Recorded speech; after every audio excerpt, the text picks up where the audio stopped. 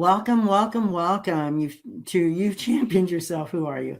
I'm Chris Ferguson, your host. It has been a dream of mine to showcase ordinary people doing extraordinary things, not only in their lives, but for others. Those who have taken their dreams or ideas and then turned it into the reality, those that have reached beyond their personal struggles or pains or traumas, those obstacles that just happen to show up in life, where so many people give up. These people don't lose hope.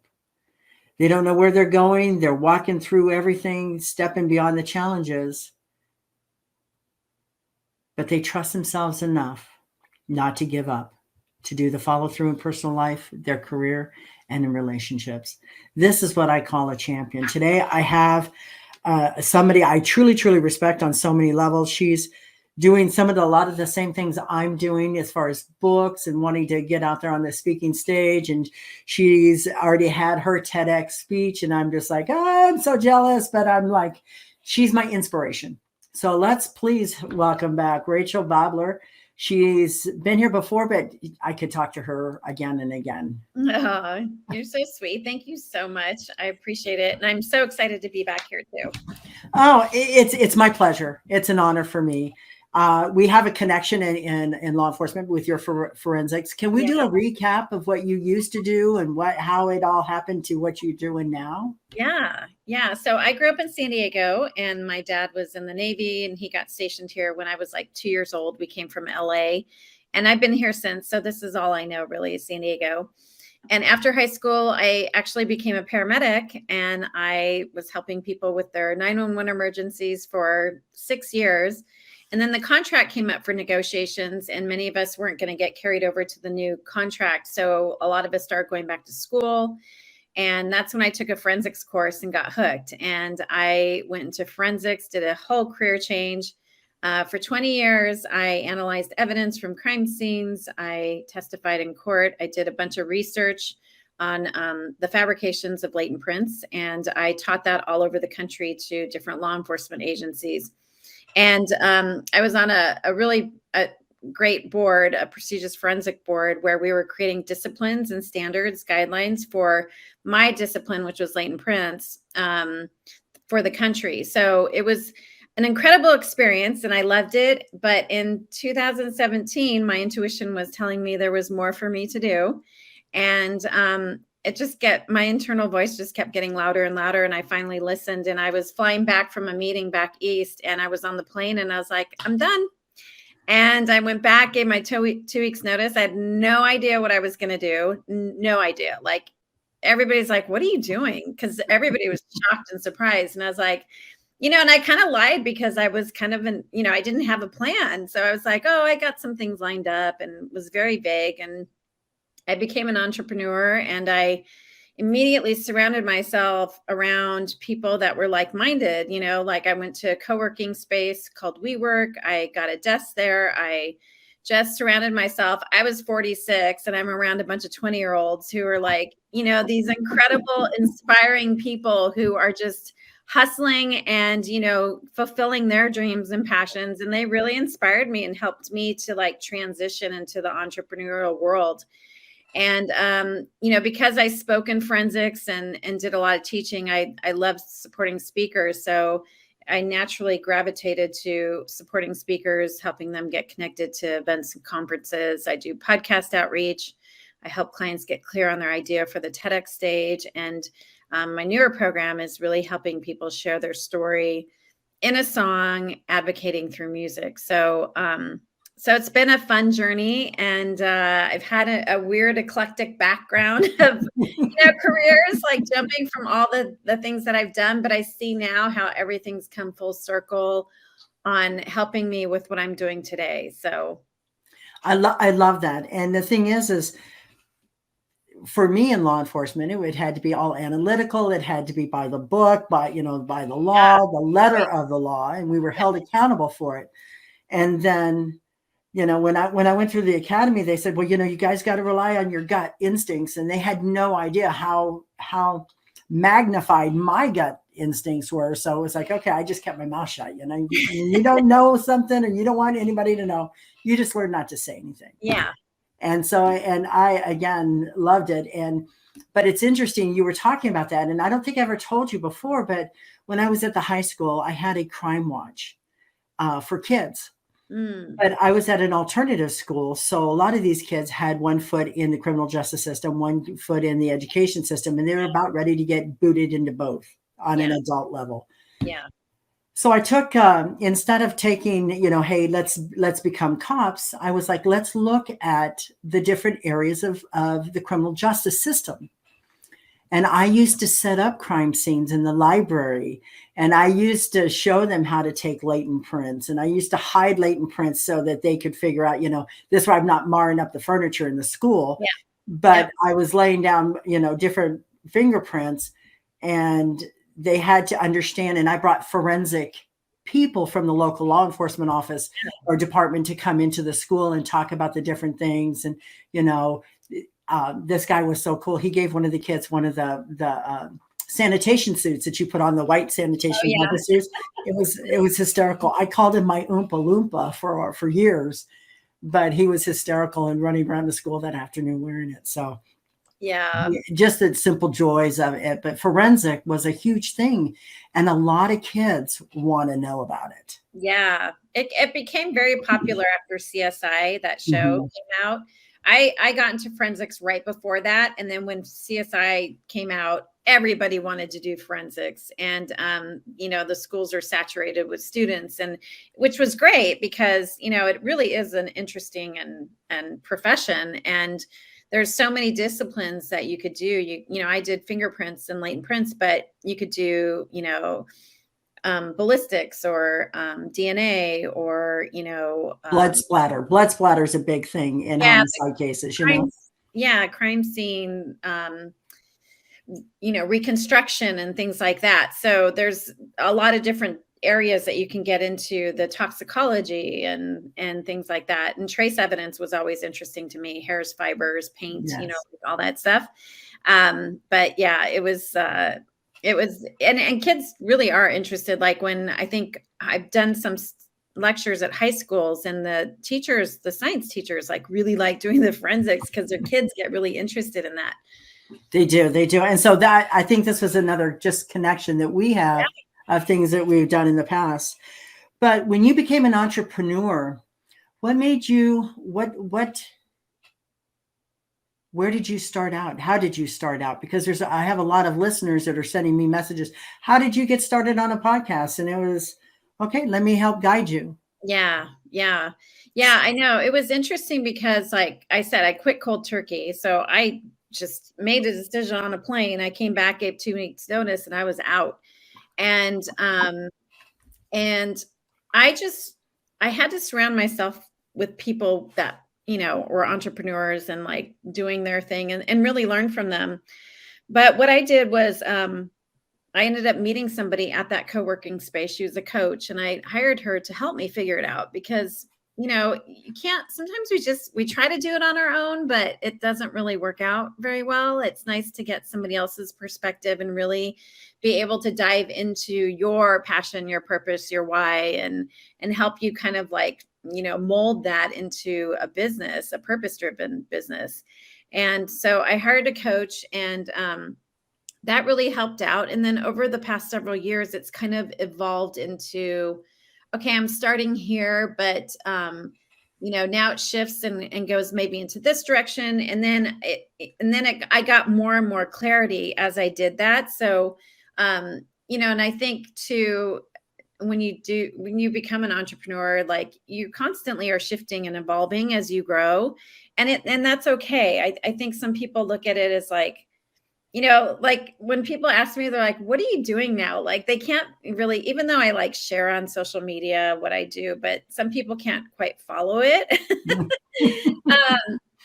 But I really leaned on people to support me and to also work on my personal growth at the same time, my mindset, because, being an entrepreneur it's not for everybody. It's definitely, especially when you go from a job where you have a steady paycheck every 2 weeks and you have benefits and you have all these other things. And then you go into this world where it's there is none of that, it's really trusting, and it's a lot of mindset stuff, and knowing that you're always supported, like we're always supported, like, and having, working on your scarcity mindset and like all that stuff. So yeah, I leaned on a lot of people to help me and support me. And I wasn't ashamed or embarrassed to ask for help. I think That that's is huge. That is huge for anybody as an entrepreneur, to be able to be vulnerable enough and yeah, say, hey, I need some help. This isn't yeah, working. yeah, I love that. I love that. And that's a good point for entrepreneurs, because I, like you, went from 40 years in law enforcement. And yep, then within, 5 weeks, I had a podcast, and I've been doing, healings and readings and different things for people 5 years under the radar. However, it was still the coming out. mm-hmm. And it's like saying, okay, I don't want to be behind the scenes now. Let's Yeah, step out. And that's a huge step also. So I love the fact that, as far as you talking about how being vulnerable and trusting, and it is a different mindset. yeah. And when I quit, a lot of, I got criticism and judgment from people, especially a lot of people close to me, family, who, thought I was having this like midlife crisis. And I knew it was my midlife awakening. I knew inside I was awakening to another possibility and another chapter and another journey for me. And I think because I had been nourishing my inner voice through meditation for years, that when you strengthen that inner voice, you will learn not to doubt it. Because many times we've said, I should have listened to my gut. I should have listened to my gut. Well, what if you were to listen to it and never doubt it again? And you Mm. knew that it was like the right thing. And that's what meditation did for me. And that's why, I drowned out all the naysayers and just really focused on, what I wanted to, accomplish and get done. And that's, a challenging thing too, especially when you're mid-age and people do think that you're just going through a phase, or you're going through, like you're losing your shit. And I'm right there. It's like, you're retired. You need to sit back. You need to relax. It's like, I don't know that world. yeah. But Mm-hmm. I didn't have a voice before. Now I have a voice. Let's hear the people. Let's get people talking and talking about things people don't want to talk about. Yeah. And there's no better joy to find what it is you love to do and feel like you're not working a day in your life. Mm-hmm. Like it's such joy to be of service to people in a different way that like lights your heart on fire, that lights them on fire, where you can help them, in their business, use their voice or whatever it is. It's such I'm sure you get it with all the healings you do. Like it's so great to see people evolve Mm-hmm. into a better version of themselves. That is the actual gratification, is to see people have their epiphanies and their understandings and start walking in their awareness, instead of, the woulda, coulda, shouldas, the inner chatter, that all that subconscious stuff that Yeah. makes life a little unbalanced. Yep. So you did a TEDx talk. What was one? What was it about? Two, when did you do it? And how did you get up on stage? I just have to ask those. Yeah. Those are my three fears. Okay, I'm just putting it out there. So I have always wanted to do TEDx talk. And I told myself during the pandemic, like, it's going to happen. Like, I think the pandemic was great for many reasons for people to get us to pause and to reflect on where we're at in our life and what we're doing, what's serving us, what's no longer serving us. And I knew I wanted to get up there. And a lot of my drive behind that was my sister passed away in 2018 from colon cancer. And I wanted to share her story to help create awareness around colon cancer. And that was part of my healing. It was part of me carrying on her legacy. It was really cathartic for me to just kind of like, write out like what I want to share, what I want to say. So right as the pandemic hit was when I started doing applications. Well, then everything went on pause, and all the virtual or all the live events either were being postponed to the next year or they were going virtual. And I didn't want to do a virtual TED Talk. I wanted to be on stage. Like if I was going to make it to the TEDx stage, I'm going to be on stage. And so I waited. And during that time I waited, it was good because my idea shifted a little bit. So if your audience is familiar with TEDx Talks, the slogan for TED is ideas worth spreading. So it's not specifically a storytelling stage. It's really part of your stories, but what's the idea that you have that you can share with others to get them to think differently, feel differently, take action, have a different like outlook on something. That's what the TED stage is for, TEDx. And so my idea came around when my sister passed away. I wrote a song about her cancer journey. And when I, during the middle of the pandemic, I remember I was sitting here at my desk and I was like, okay, God, like which direction am I supposed to go? Like, what am I supposed to be doing in this lifetime? And stories through music came through, and I didn't know what it meant at the time, but I knew I would find out later. You get those downloads and you're like, I don't know what this means, but I know it'll tell me later. And so I created a lyric video out of that song, and I used colon cancer statistics and facts, and I did my own outreach and did cold emails out to all these colon cancer groups, and the response was overwhelming. So my experience with that made me want to share that with others on how the power of advocating through music. And that was the title of my TEDx talk, is you can use music to share your story in a song and then create messaging in a lyric video to help you share something you're passionate about. And it doesn't necessarily have to be a health issue. It could be maybe,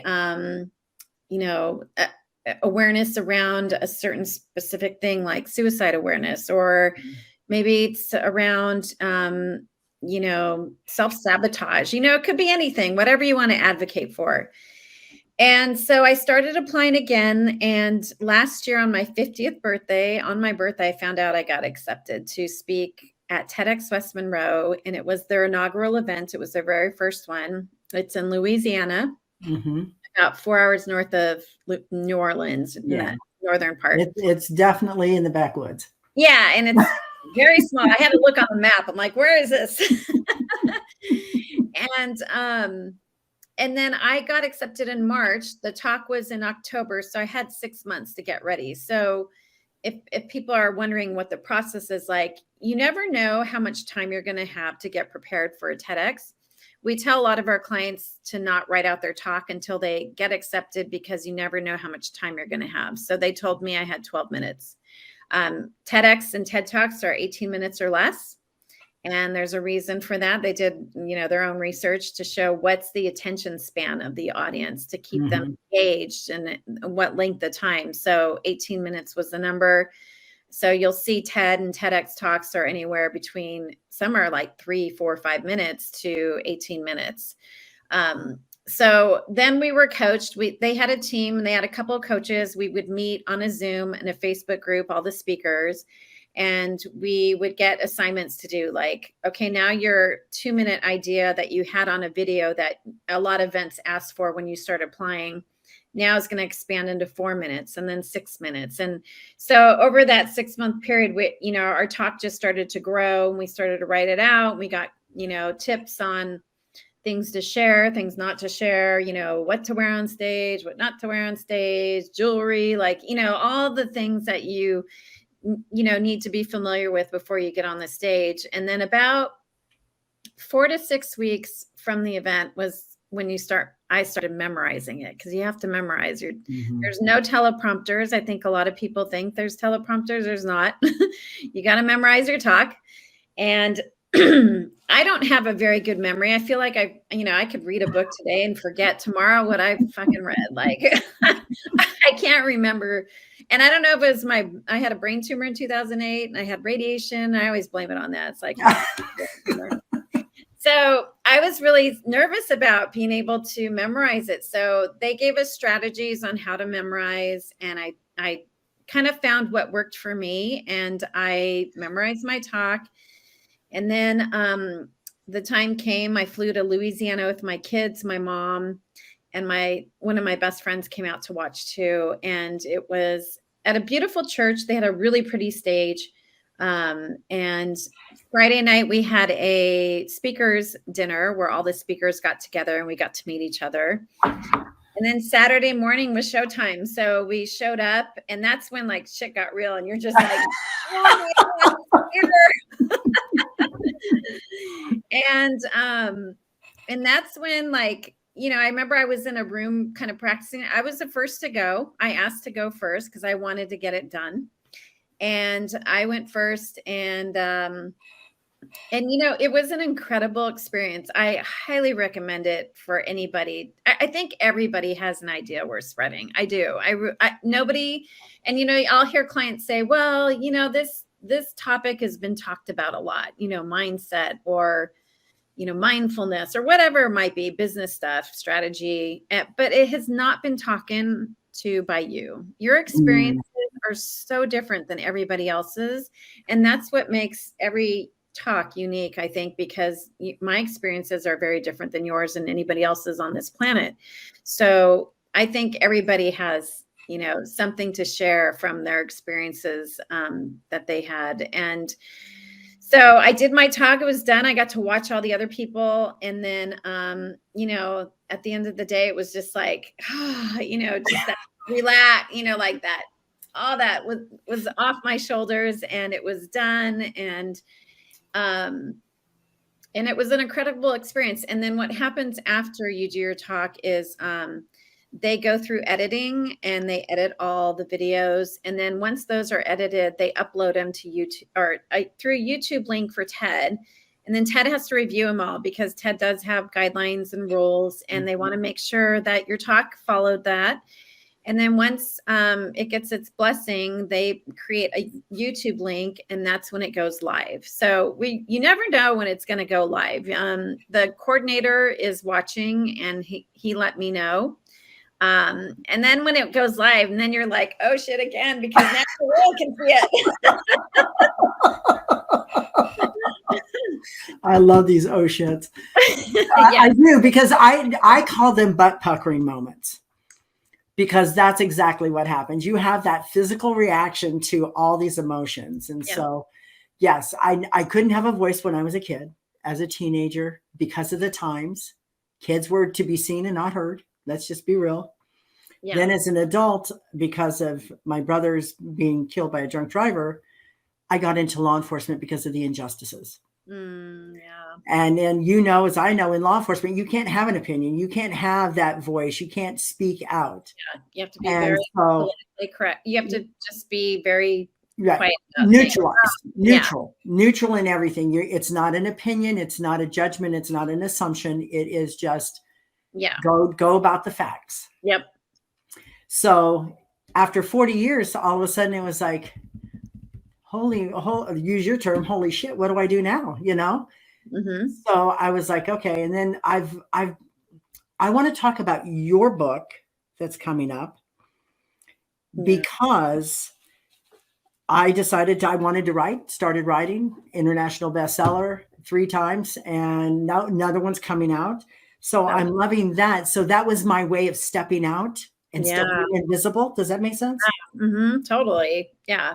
And then we were kind of stuck in our bubble of work. And like, we had one task to do, right? And my task was to analyze evidence and then present my findings. Yours was to investigate crimes and put all the puzzles together. And, I was a piece of that puzzle, doing the forensic part of it. But that was it, because, we go to court, testify, you're kind of scrutinized, and things get brought up, and, it's how you look and like how you present yourself and how you talk and all that stuff. So yeah, it's weird. Like before then, you talk about the pucker. Like I used to have that before court. Court was like, I had a love-hate relationship with court. I loved it at times because I loved educating and teaching the jury. Mm-hmm. But I couldn't stand it at times. I had a couple of cases that were real contentious, and the attorneys were just brutal. And I was like, I don't get paid enough for this stress.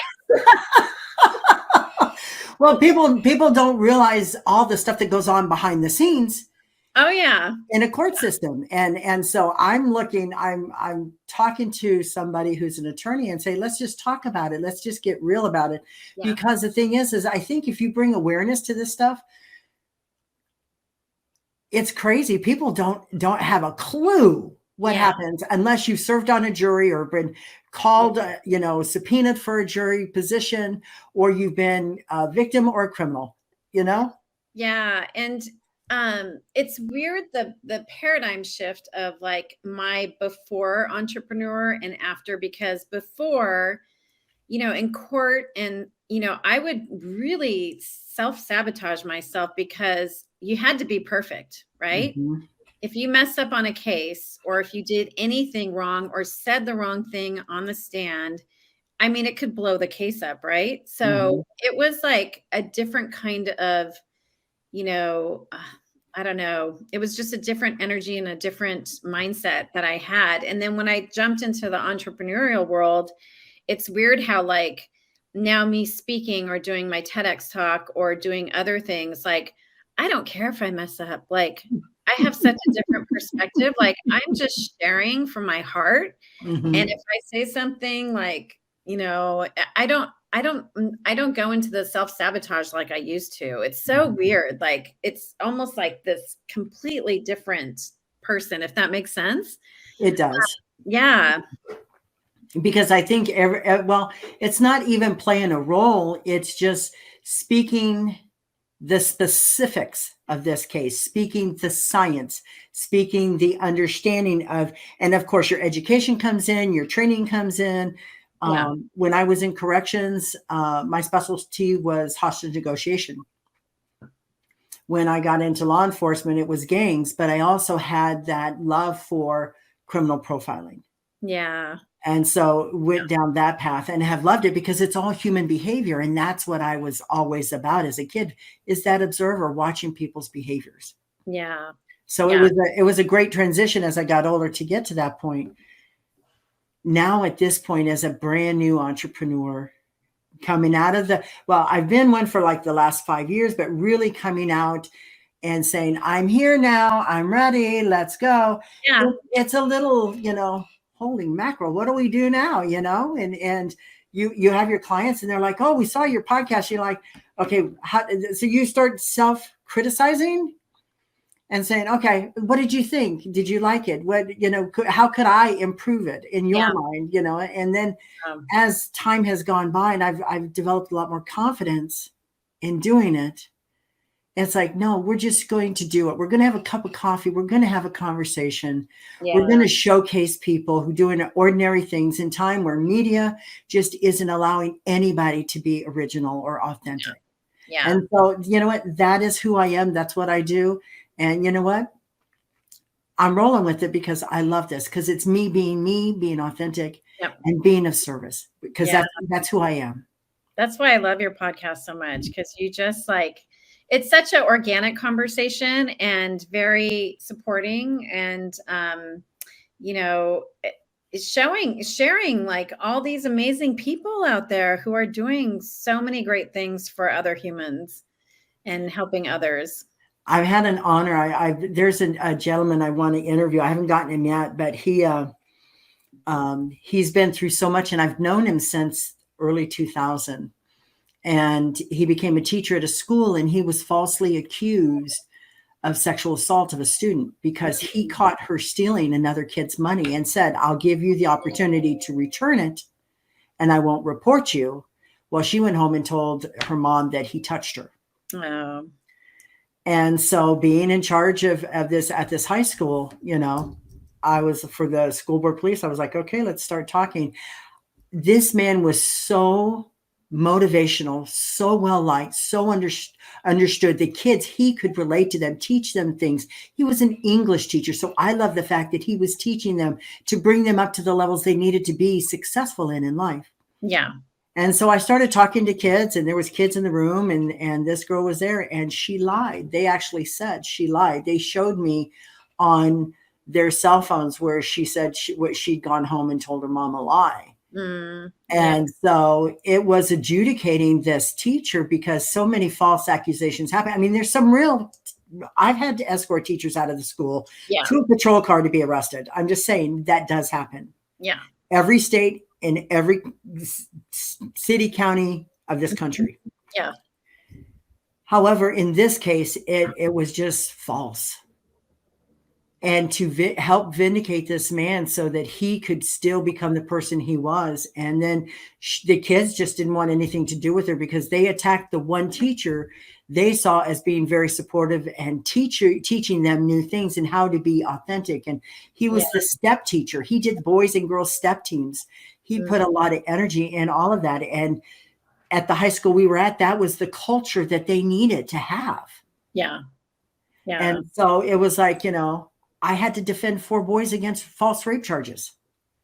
I never in my entire career, I mean, as a woman, I taught self-defense classes to everybody, to women, to do your keys, don't walk out alone, drive with this, you know, get escorted to the parking lot, to protect yourselves so you don't become a victim. And then I had this epiphany saying, why do I have to teach girls to protect themselves? Why can't we teach our boys not to assault people? And then you end that violence altogether. Yeah. And so in that, I was like, okay, let's have this as an open conversation with teenagers, because that's where we make the difference. Yeah. Oh, totally. Yeah. So the fact is now that I've gone on a tangent, but I want to talk about the idea to the stage.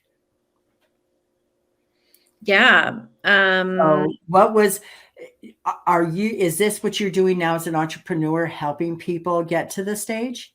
Yeah. So what I do, my team and I, is we help people get clear on their idea, because you really need to have your idea stand out for event coordinators that are reviewing all these applications. So when they get hundreds and hundreds of applications, like, you want yours to stand out. You want to show that you have a very clear idea that you can share on the stage with others.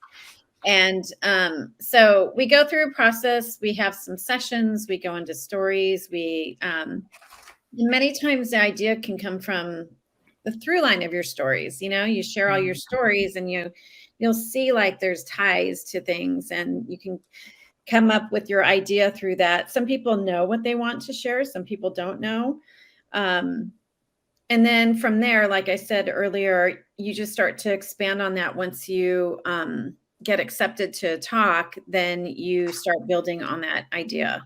So I had like bullet points of like the main things I wanted to share in my story, and like my sisters, and, you know, health and colon cancer awareness and things like that. And then those just kind of like, you know, built. And then I had to set my talk to be 12 minutes. And that's one thing too, is like when they're, at least from what I know, like when they say you have 12 minutes, you have 12 minutes. You can't go 14 minutes, 15, because then you're like taking up other people's time. So you have to really practice to make sure you're within that time frame of that talk. Yeah, it was a really fun process. You know, like you're a writer, and you write and you share, you know, you're just writing from the things that you want to share with others, and how you can help others think differently, feel differently, and have a different maybe opinion on something that they had no idea about. And, you know, a lot of people think too, for the TEDx stage, like you need a big idea, like it needs to be something like spectacular, but it can be a very simple how-to. So think of the things that you do every day, or something that you've done that's really helped you shift your life. Maybe it's like this morning thing that you do every day that's really changed things for you. So it can be a simple how-to. It doesn't have to be like some exorbitant, you know, idea. Life altering. Yeah. Don't be intimidated by that. And the other thing too is, you know, we had several clients in the past who'd never spoken before ever in their entire life. The first time they did was on the TEDx stage. So don't let that intimidate you too. I think people who haven't spoke are actually more coachable than people who are speakers. And it can go both ways, but like they're eager to share a message, and that's, you know, they want to do that, and they've done great. So don't let that intimidate you too, if you don't have any speaking experience. But you help people prepare themselves for TEDx. Yes. And in that, do you look for a specific kind of individual? Do you look to see if they're coachable? Do you look to see if they listen? I mean, these are things that Yeah. I would be Yeah. curious to know, you know? Yeah. I mean, you want somebody that, is very heart-centered. I like working with people who want to create human impact. So, the TEDx stage is not a promotional stage. It's not something to share your book or your anything like that. TEDx doesn't like, or TED doesn't like. So it's really for you to go up and share from your heart something that you feel that could really help shift the human collective in a positive way. So, yeah, I mean, most of the people, I'm incredibly blessed. A lot of our clients are referrals, and they're just amazing clients with just heart-centered, and they want to just share something without any type of tie to an outcome. Like, they just want to get up there and share from their heart. I love that, because see, that's where I'm at. That's where I'm at to do this. And I keep thinking, okay, I'm of the mindset for me, just because you have to learn something first before you can go out and practice it. Yeah. And so in it, it's like, what kind of learning should a person do if they want to do a TEDx talk? Yeah, there's a couple of books, Talk Like TED Talks by Chris Anderson. He's in charge of TED. You can read those books. They have great insight in there on TED. I would say just watch TED Talks. Like, I watch them weekly, and I, look at different topics and things and see how other people have spoken on the stage.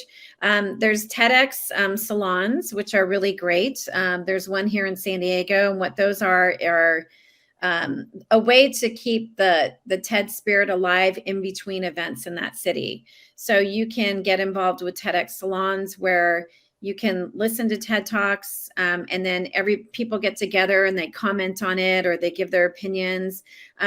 Things like that, when you're applying, will look good that are being active in the community and doing something to, really kind of keep yourself in that space. So, look for things in your local area. Go volunteer at one. If you have a TEDx event in your city, go volunteer and get involved. And, some of the applications will say, have you ever been to a TEDx event? So yeah, get involved as much as you can. If you really want to do it, get involved in some way to put yourself in that space, and then visualize yourself on that stage.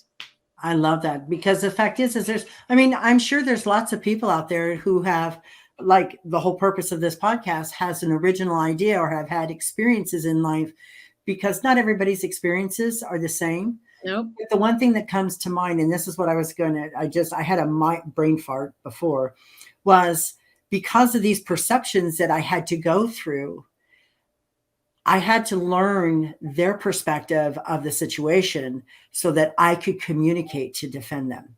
So Mm-hmm. Communication is key, but perspective is even more of what you need to understand.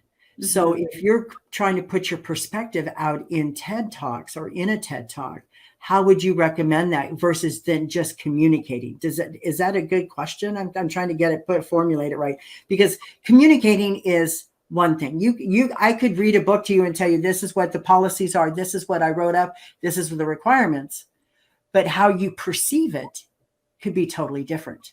Yeah.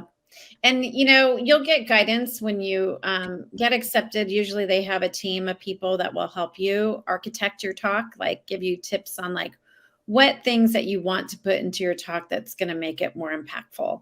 So, you can hire a coach too. I work with somebody who just coaches people on the framework of their talk to, really create that impact. So, you'll get guidance when you get accepted. Sometimes the support may not be as much, and that's where you might want to hire a coach to help you. Because remember, you get this 10, 12 minutes of Oprah fame, I'll say, on the stage. And you have that opportunity to really create impact. So, don't wait till the last minute. Don't, really this is a huge commitment, but it could also change your life and many others' lives. Look what it did for Brene Brown. Like Brene Brown did TEDx Houston, and overnight, when her her talk went live, everybody knew her, and she has one of the most viewed talks of TED's history. So, and all of a sudden we all learned about vulnerability and shame. Now, nobody talked about that until she did hers. And then she ended up doing a couple more TEDx and then a TED talk. And, she's like really shifted the paradigm of the stigmas around shame and being vulnerable. So, you never know where it's going to go. I love that. I love that. You and I talked before about what my talk what I wanted to be, which is very unique. I think it would be interesting to present to a stage because if you live rurally versus living in a big city, you have different perspectives of life. Yeah. If you live in, depending on your state and in the political issues versus another state and their political issues, you have a different perspective of everything. Yeah. And so again, I've been thinking about all the different perspectives of understanding. If I say, hey, Rachel, if you have any questions, call me. And you're brand new to a program, did I just brush you off? Or am I telling you, well, whenever you have a question, call me? Yeah. Yeah. But because it could mean two different things. So again, perception is one thing that it's individual. Yeah. So I want to make sure that when I do my TED Talks, that people understand it's from my era, my genre, my understanding of society, because those were different times. Yeah. Yeah. So it's been interesting. But do you, the power of good, I love the fact that you talk about the advocating through music. And how do you go about doing that? I'm trying to, I'm going to put the website, your website out for that. So people can help understand it, but just to give my audience a basic understanding of that. Yeah. So I love music. I think music is powerful. Music can, we can listen to something and be brought to tears right away, or we can find joy right away, or we can have a mind shift from just the music that we're listening to. And so I'm in the process right now working with beta clients for my advocating through music, which is where I take their story, I create a song, and in that song, it kind of shares their journey. And then we create a lyric video to create messaging around it, around a cause that they want to advocate for. So like I said earlier, when I did that for my sister, it was sharing her story, playing the song. There are pictures of her, and it's on my website. You can watch hers. And then, having colon cancer statistics and facts so that people could see why they're so important to get screened. And then I just finished another beta client, and she had a really horrible thing happen during a routine medical procedure. She was getting these injections in her neck, and she ended up getting pulmonary embolus in her spine from one of the injections. She was immediately paralyzed on her right side. And they told her she wouldn't walk again. And within a week, she was walking. And her message is, don't take no.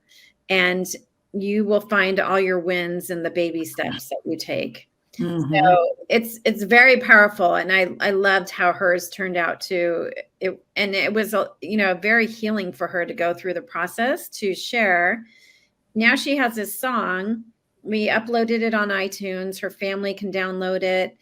And she has kind of like this legacy piece for her children and her grandkids, like look at what grandma went through and how she's, been resilient and like just persevered through like a really challenging time. She was a very active person, and all of a sudden her complete world stopped. So she's one of the most fierce advocates I know. I love her. And she has used her experience to share with doctors, resident doctors, to educate them on the power of really listening to your patient. And so it's been a really, just seeing like the whole process and like going through it and how that can really, combining the two of music and advocacy can really be powerful. So, and inspiring for others to, it may resonate with them in their journey, and to, keep moving forward. And yeah, it's interesting because when I delivered my daughter, they gave me an epidural. They called it a saddle block back in that day. And it didn't work. Oh God. And I kept telling them, I feel everything you're doing. I'm feeling the episiotomy. I'm feeling the stitching. I'm feeling everything. They said, oh, no, it's just nerves. It's just nerves. It's just nerves. Oh, God. And after I had delivered my daughter and they unstrapped my legs and I picked my legs up and said, do you believe me now? I felt everything you did and you just dismissed me. Yeah. And I was left laying on the same sheet I delivered on for 5 hours. And there's one huge thing that's very big in hospitals, and that's staph. Yeah. And I developed a staph infection in my uterus. And 2 years later, I had to have a hysterectomy because it turned cancerous. And so the fact is when she talks about having a medical, these doctors just didn't trust me. They didn't know that they didn't know me from Adam. However, the bottom line was there was nothing I could do. It was a military hospital. I had no recourse. Yeah. Officers' wives don't sue the military. Yeah. Yeah. It's, something that even with my situation with my brain tumor that I've been, try to bring awareness to with, I'm in an advocacy group here in San Diego, and part of my tasks are to create some guidelines for people on how to advocate for themselves and how to get your doctor to listen, because that was the same thing with me. I had vertigo really bad in the end of my pregnancy. And they said it was probably the swelling from being pregnant, and it was causing pressure, in between my ears, and it was causing the vertigo. And it didn't go away after I had the baby, and it got worse. And I knew something was wrong. And my doctor wanted to do physical therapy. And I said, nope, I want an MRI. And I wouldn't leave his office till he ordered one. And he finally did. And that's when they found my brain tumor. So, it's really, these doctors they're so booked with patients, and they don't have time to listen. Well, they treat symptoms, and they wanted to start with the least resistance. And a lot of that is because of insurance companies. And most people don't realize that the insurance has a protocol for the doctor. So they're kind of caught between two entities. Yeah. And the doctor that's running this advocacy group really wants to take a different approach to how we, connect with patients. It's like learning their stories and like seeing maybe they don't need, some type of medication or treatment. Maybe they just need a walk on the beach, like more of a holistic approach of really getting to know that patient and seeing what they need. So it's really cool. It's a great group. And we're excited to share our stories so that, it can help not only patients, but physicians too, and people, health practitioners to just really take a minute and slow down and listen to your patient when they're really trying to share with you something. I agree. I'm fortunate now. I have amazing doctors that do just that and listen, but they're back in the day, doctors, you never questioned because they had the education. You did not. You were a layman. What do you know? And so you had that attitude, and it's like, no, we're going to do this. And then there was like for women there, I think back when I had my hysterectomy, I was 22, and they were starting to say doctors are just doing hysterectomies because it's easy. Because instead of looking at the things, but the technology wasn't there at the time. Yeah. And so when you have somebody has cancerous cells and 28-day cycles, they're hemorrhaging. You call it what it is. They're hemorrhaging. So it's like, this is kind of crazy. So there's again, it was the understanding and the technology and society norms and understanding. Yeah, and I think there needs to be more emphasis on that patient-doctor relationship. And not only for the patient to trust the doctor, but for the doctor to trust his patients too, that they're going to be a part of that, the process of healing and working together to get better and to figure out whatever the situation might be. So I have one last question for you. When you were going through all your as you said, everybody thought you were having a midlife crisis. Did you ever think that, looking back today, there's any regrets taking that step? Nope. I've never looked back. It's been the most like crazy journey, but in a great way, fun way. It's challenged me beyond anything I ever thought I could be challenged on. And those, um, the fluidity of the journey has really helped me evolve. And I wouldn't have evolved like I am right now had I not done that and taken that leap of faith and trusted myself. So there's no regrets. I live my life like if I were to go tomorrow, I don't want to have shoulda, coulda, wouldas. And Mm. um, I'm gonna, do my thing unapologetically and authentically as I can, and and just keep growing because there's still more to learn. There's so much. I love that. But the thing is I've never asked that question of anybody else. But again, the fact is where you were to where the things that you've been through, those experiences, those new understandings, those life-changing, altering things that happen in your life. And then you decide to do something totally off the scale. It's like, okay, check her for another tumor. Someone check her to see if her mental capacity is still intact, and it's like you've lost your mind. However, you gained your soul. And I Yeah. love that. Yeah, I found my soul again. It's there. We just have ignored it, maybe because of the conditioning or we thought we had to do this because our family told us to, or our parents, or, it's just you get a job and that's it. You retire and then you get ready to pass on, like it just, it brought me back to who I was, really. Or exactly, but it also helped you find the true self in you of Yeah. why you did everything you did, and why you did those experiences.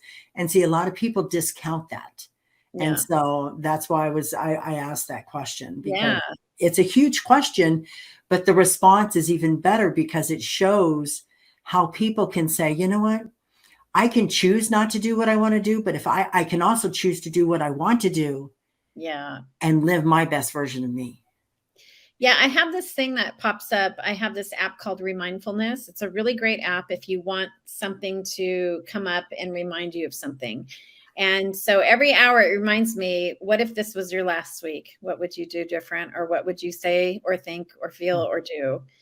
And it's just a reminder, like I try to live my life that way. Mm-hmm. As if I, I I love that because I have an app and it's called Manifest. Mhm. And so I listen to that all the time just because I ask myself, wouldn't it be nice? Wouldn't it be nice? And put me in that vibrational level of wouldn't it be nice? When we were in Maui and I was doing my healing of humanity and the chakras, we were on the beach. We were getting ready to go out on a whale watching cruise. And I said to the naturalist, I said, wouldn't it be nice if we saw a whale swim past the boat? She goes, yeah, it would be. It hasn't happened in several years, but it would be really nice. And I said, yeah, that would be awesome. And we hadn't even left the shore yet. So we leave the shore. We're going after. We see whales breach off in the distance and going by, and males, females, and calves, and took amazing photographs. And then it was like an hour and a half in our 2-hour boat ride that somebody on our right side of the boat said, "What's that light blue thing in the water over there?" And she turned and she goes, "Well, wow, that's a mother humpback whale with her calf." And the light blue is the reflection off of her fin when she flips it to move through the water. And she spun around and looked at me and pointed at me. She goes, "You manifested that." And I said, "Yes, I did." What an amazing, Yeah. amazing experience for everybody. Mhm. And so the fact is if you're having a bad day, I always say, ask yourself, wouldn't it be nice if I had a great day today? Or wouldn't it be nice that I pass all my classes? Wouldn't it be nice that I accomplish all my goals I set for myself? Wouldn't it be nice? Because then it takes you out of the fear.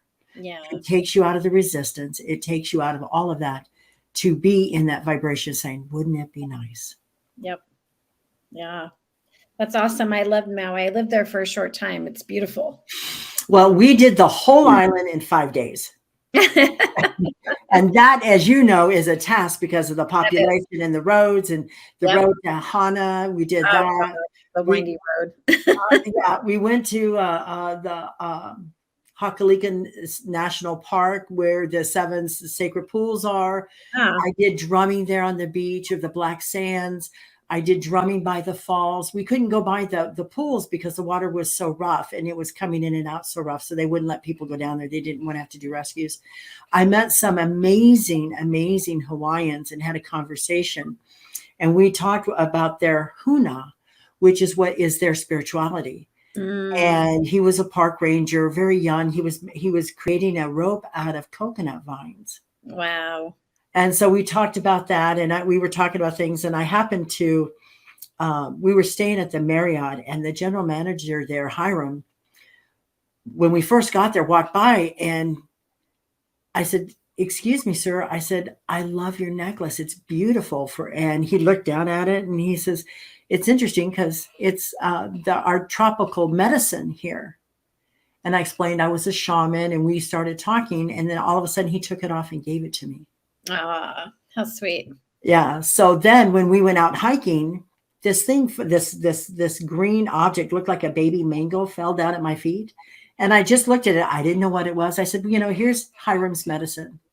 So we left on Tuesday early in the morning. My daughter was leaving later. So I had purchased a chakra bracelet in Aruba when we were in Aruba. And I left that and the medicine for Hiram. And I said, "Would you please give this to him before you left?" And she said, "Mom," he was so emotional. He said, she explained that it just fell in front of me. And I knew it was his medicine, but they have like the true nunut or a one that's been imported. And this was the true one, and gave it to him. So it was just an amazing, amazing trip. So yes, I loved Maui. We did everything. It is. Well, it resonates on a frequency of 432. Oh, yeah. Which it's actually the supporting factor to Mount Shasta on the ley lines. But it's also half the heartbeat of the earth because the earth frequency is 432.